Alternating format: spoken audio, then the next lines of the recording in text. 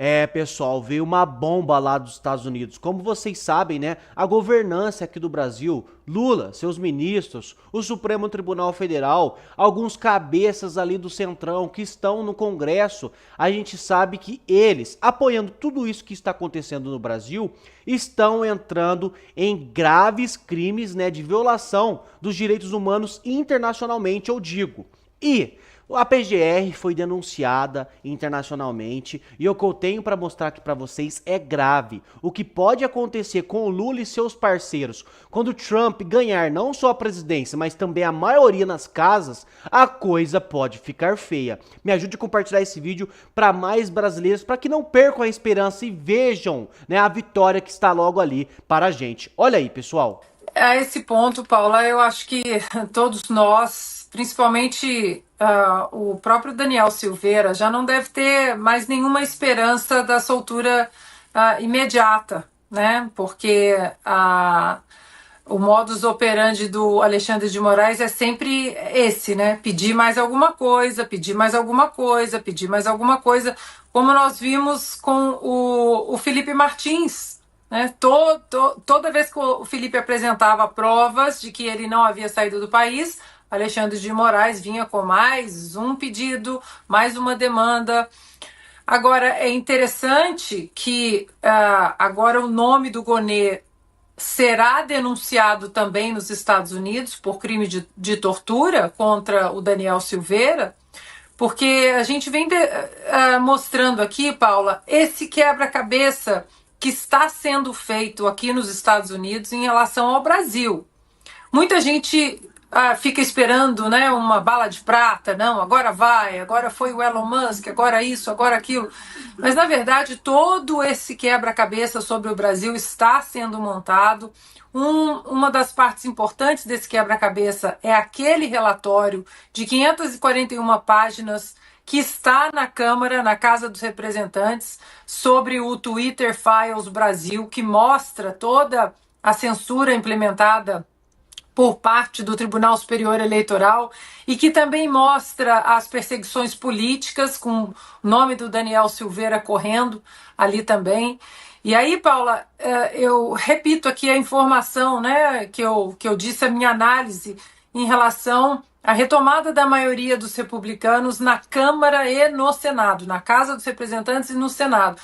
Porque se realmente os republicanos retomarem a maioria no Senado e também na Casa dos Representantes, não precisa esperar Donald Trump vencer a presidência. Se vencer, vai ser ainda, acho que um peso muito maior e sanções muito mais graves podem vir para o Brasil, já que, como falamos aqui, agora está exposto aqui nos Estados Unidos, e é a matéria hoje em todos os jornais, os planos do Irã para tentar assassinar Donald Trump.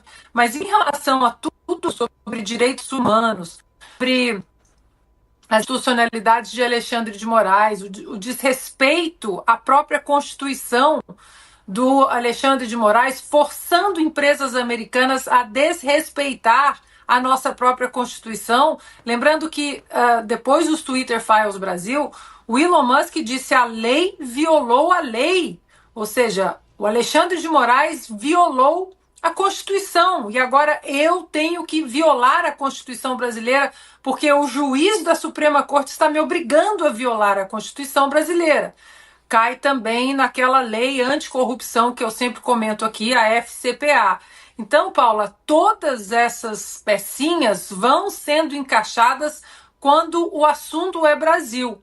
E aí, de novo, se os republicanos retomarem a maioria nas duas casas, a coisa pode ficar bem mais séria para todos esses personagens aí que insistem, que são personagens teoricamente, né, da lei no Brasil, mas que insistem em violar a lei. Aqui ela mastiga tudo certinho, né, pessoal? Para quem sabe ler um pingo é letra. Então é isso, um juiz da Suprema Corte, além de estar cometendo crimes internacionais relacionados a direitos humanos, está fazendo empresas americanas a violarem a Constituição brasileira, as próprias leis do Brasil. E isso está na casa. está lá no Congresso lá dos Estados Unidos, meus amigos. E a eleição vai acontecer agora. Vai acontecer. E o cenário está muito positivo para nós. Lá o povo dos Estados Unidos votou um pouquinho na esquerda e já se arrependeram um monte. Não querem mais ver a esquerda no poder novamente. Então, meus amigos, lá eles vão ganhar. A casa vai se encher de republicanos, que é a direita de lá. E aí, quando eles pegarem esses processos, já não precisa, como ela disse aqui, não precisa nem do Trump. E na hora que o Trump foi eleito, então, aí acabou, aí enterrou o Brasil, sabe por quê? Porque aí sim nós vamos sofrer. E aqui eu tenho que ser sincero com você. Não posso falar, não, o Trump vai ganhar e ele vai resolver o problema do Brasil. No outro dia nós estamos sem maravilhas, não. Vão aplicar graves sanções no Brasil. Sanções severas, firmes, que vai fazer o povo brasileiro sofrer. E aí, o próprio sistema, né, o centrão ali que grande parte manda no Brasil hoje, né, o sistema num todo, vai ter que cuspir esses personagens da lei que infringem a lei. Como Lula, seus ministros, alguns ministros ali da Suprema Corte, se não todos. Então, meus amigos, o que vai acontecer? O Brasil vai mudar. A gente só precisa ter um pouquinho mais de paciência e continuar lutando das nossas maneiras, com as nossas forças, para que um dia esse homem caia. E esse sistema total também, meus amigos. E é isso. E olha só, o Lula ficou totalmente nervoso, pessoal, com o questionamento sobre a Venezuela. Lembra lá que o Lula passou uma vergonha na ONU? Depois, quando foi embora, foram perguntar sobre a Venezuela, porque ele é um cara que ama defender o regime que tá ali. Coisa que o mundo todo denuncia hoje. E ele que prega, né, essa imagem de paz. Não, porque aqui é o Lulinha paz e amor, não queremos conflitos, não queremos isso, não queremos aquilo, mas é o homem que apoia o que está acontecendo na Venezuela e que sempre apoiou, inclusive ajudou. Então, ele ficou totalmente nervoso quando foi questionado de novo, olha aí. E por que o senhor não falou da Venezuela na ONU, presidente? Por que eu tenho que falar da Venezuela em todo lugar? O senhor fez Eu não falo nem da Janja em todo lugar. Por que eu vou falar da Venezuela? Eu falo o que me interessa falar. O discurso que eu queria fazer era aquele. E foi muito bom o discurso. Espero que você tenha gostado do discurso. No momento certo a gente vai discutindo. Eu tenho muito interesse que a Venezuela volte à normalidade democrática, porque é um país que eu tenho boa relação, é um país que tem 1.600 quilômetros de fronteira com o Brasil, é um país que eu quero que esteja em paz. Então eu tenho interesse. Agora é preciso criar as condições para a gente conversar.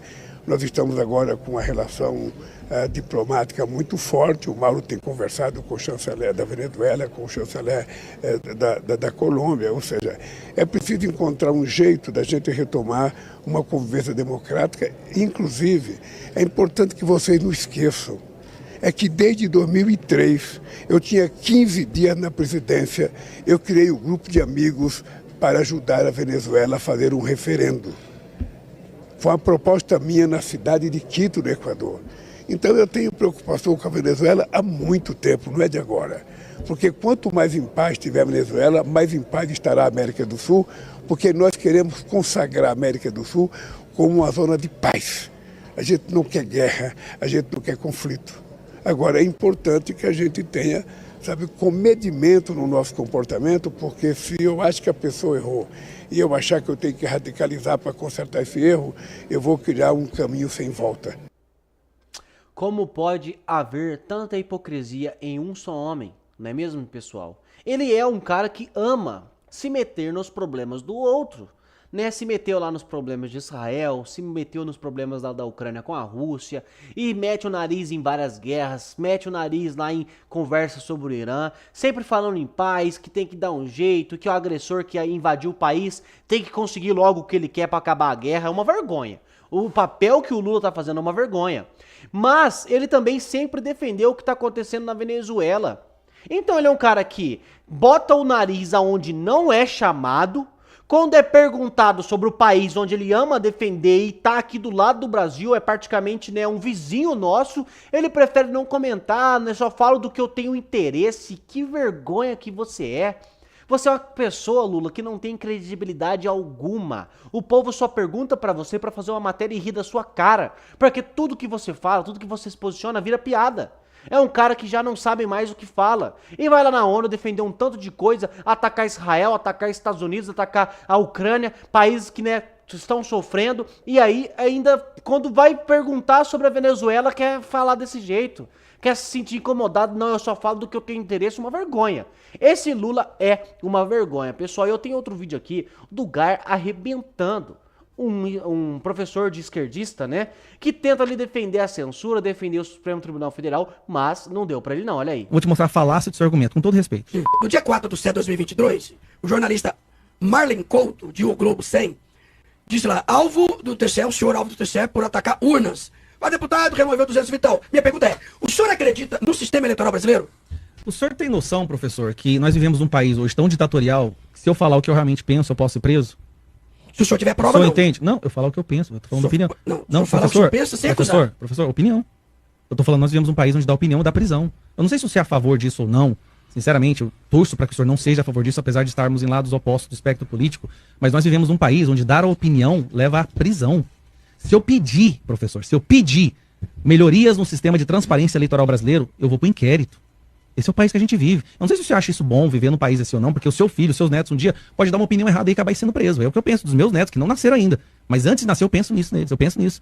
Eu penso no seguinte, que nós precisamos de voltar a ter uma esquerda equilibrada. Como, por exemplo, o Glenn Greenwald, que é de esquerda, mas ele é o primeiro a se levantar e falar, tá errado o que tá acontecendo no Brasil.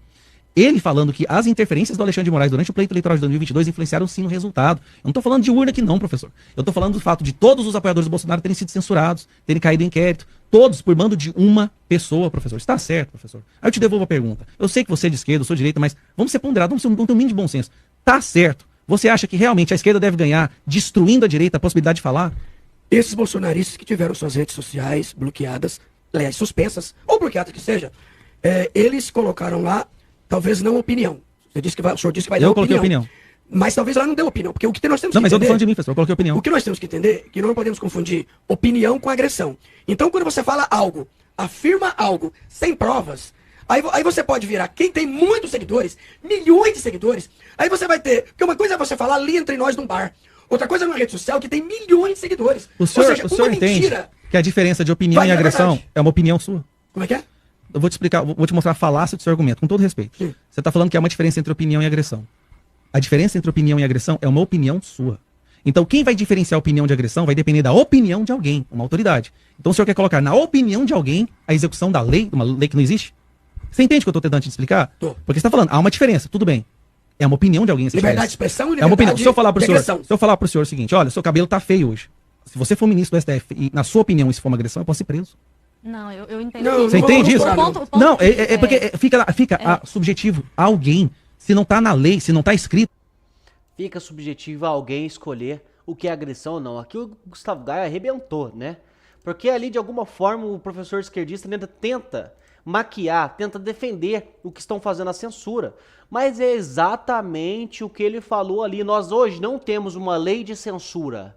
Uma lei sobre, olha, pode falar isso, isso e isso, o resto não pode. Não temos essa lei.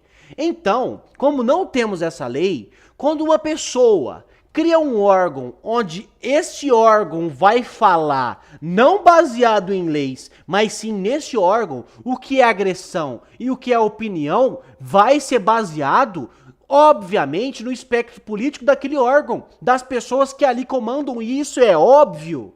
Isso não deveria ser explicado para um professor, por exemplo. O cara é um professor, apesar de ser esquerdista, né? É um professor. Mas ali mesmo assim não. Tentam rebater de alguma forma, mas a verdade é essa. O que está acontecendo no Brasil hoje é uma censura e a reflexão que tem que ficar ali é isso. Precisamos voltar a ter, eu falo isso aqui com total tranquilidade para vocês. Nós precisamos voltar a ter uma esquerda normal, uma esquerda que não seja, né, tão radicalizada assim, porque hoje a esquerda tomou tanto o poder, colocou seus ministros esquerdistas comunistas, onde mandam em tudo, estão destruindo até a direita poder falar. E não é uma esquerda democrática, é uma esquerda ditadora, uma esquerda que impõe as suas vontades, e precisamos voltar a isso.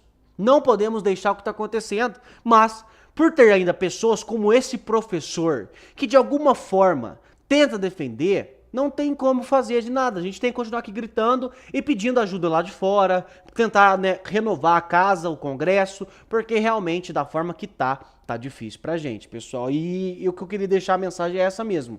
Não tem como a gente ter um órgão hoje de controlar o que fala na internet. Não tem como. Porque lá atrás, quando fez a Constituição, não criou-se lei para isso. Não criou.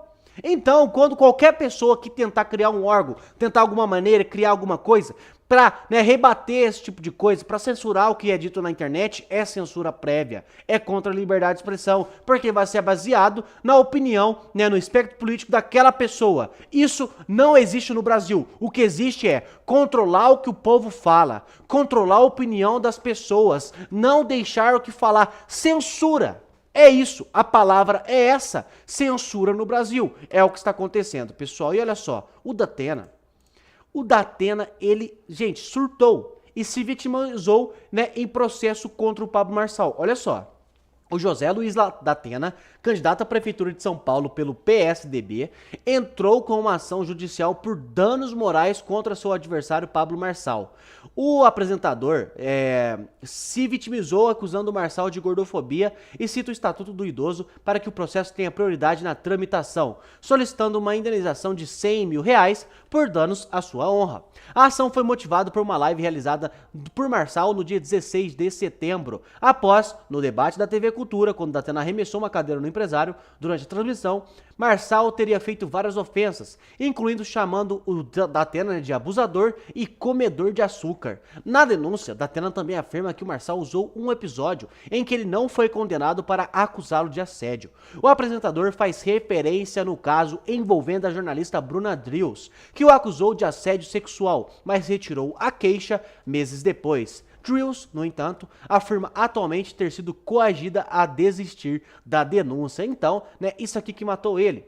Porque o Pablo Marçal foi atrás, da menina lá que acusou o Datena de assédio sexual e depois retirou a queixa. E ela disse que foi coagida. A gente sabe como o Datena é sim uma imagem forte, uma imagem, poderosa. E aí ficou mais feio ainda pro Datena.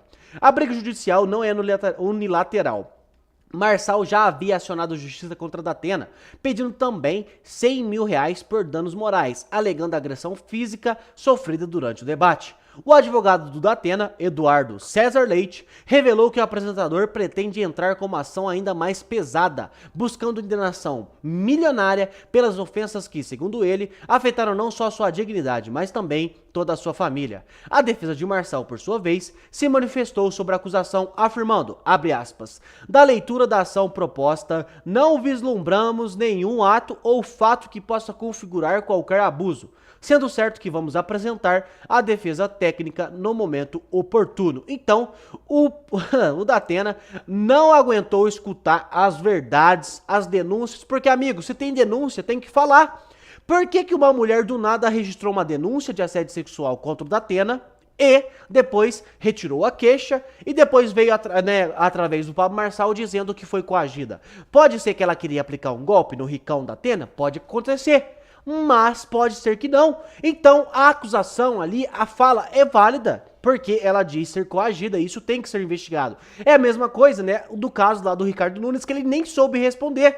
Por que a mulher do Ricardo Nunes registrou um boletim de ocorrência contra agressão física? Por quê? Por que ela estava lá denunciando o Ricardo Nunes? Algum dia do nada? Foi porque ela queria também dar um golpe no prefeito? Ou por que aconteceu alguma coisa? Isso tem que ser investigado, por isso que tem que ser falado.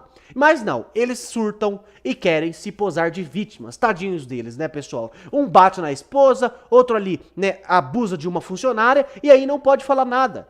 Aqui não tô acusando, lógico, que estamos falando das denúncias. Um é denunciado por uma coisa, o outro é denunciado por outra coisa. Isso tem que ser falado, por que não pode ser falado?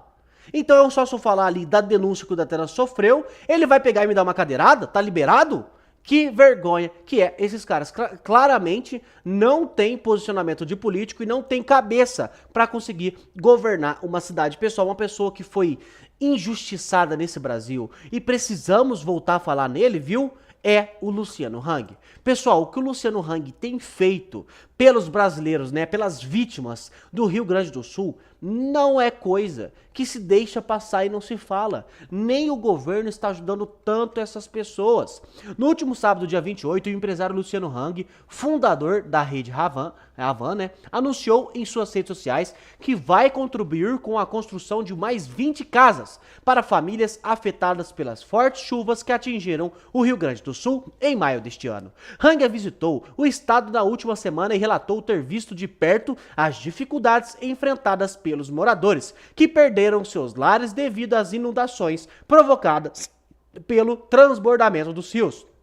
Abre aspas. Semana passada estive no estado do Gaúcho e quase nada mudou. As águas baixaram. As pessoas continuam desamparadas e sem seus lares, comentou o empresário. O governo, de forma ineficaz, isso um governo que pega muito imposto do Rio Grande do Sul, viu? Um governo que pega muita grana, principalmente do agro lá, que tem toda essa grana, mas não é capaz de ajudar esse povo. Que vergonha, tá tendo um bilionário, né, um cara que é empresário com seus recursos ajudar esse povo, que vergonha. A doação de Hang faz parte do programa Troco Solidário e ao todo serão construídas 70 casas para as famílias atingidas. Nessa visita, o empresário doou R$400 mil para a construção de 20 moradias. O projeto conta com a colaboração de outras instituições para viabilizar as construções. Então é claro, né, ele começou esse movimento, né, faz parte de um programa ali, Troco Solidário, e tá tentando elevar isso para que mais pessoas ajudem, né? Claro, ele sozinho não vai conseguir construir todo o lar dessas pessoas, né? Isso é um trabalho de várias instituições. Das 70 casas previstas, 20 serão realizadas em parceria com a Fight for Life. Marquem esses nomes porque são nomes que merecem um reconhecimento. Fight for Life, instituição do ex-campeão de UFC Rodrigo Nogueira, o Minotauro. Outros 25 serão construídas em conjunto com a Associação Evangelista Dave Leonardo, liderado pelo pregador Dave Leonardo. E mais 25 serão feitos com o apoio da Seleção do Bem, organização coordenada pelo ex-jogador de seleção brasileira Dunga. Então, temos essas pessoas aí ajudando as vítimas lá do Rio Grande do Sul e o governo segue ineficaz e criticando essas pessoas. E outra, o Luciano Hang, ele tá sem rede social, você sabia disso? Sim, ele tá sem rede social porque lá atrás, no Rio Grande do Sul, ele, né, foi contra o Supremo Tribunal Federal, ele criticou o governo. E hoje, mesmo ele tendo esse poder de ajudar a pessoa, de mobilizar, né, caminhões, aviões, helicópteros para ajudar o povo brasileiro, mesmo assim, ele continua sofrendo essa injustiça, sem poder contar com as suas redes sociais que alcançam milhões de pessoas. Ele poderia estar fazendo um post agora no seu Twitter, no seu Instagram, no seu Facebook, falando sobre essas doações para que o povo ajude, mas não. Ele não pode mobilizar, porque o governo, que é ineficaz em ajudar essas pessoas, também bloqueia, censura pessoas que ajudam, pessoas de bem, pessoas de direita. Uma grande vergonha, não é mesmo? Quero pedir para você comentar aqui embaixo o que você acha sobre isso, qual é a sua opinião, o seu posicionamento. É muito importante, amigo, que você não se cale, que você não deixe eles colocarem medo em você. É muito importante mesmo, tá? E outra, me ajude a compartilhar esse vídeo para mais patriotas, porque eles merecem saber a verdade que está acontecendo no Brasil, tá bom? Muito obrigado a todos e até a nossa próxima notícia.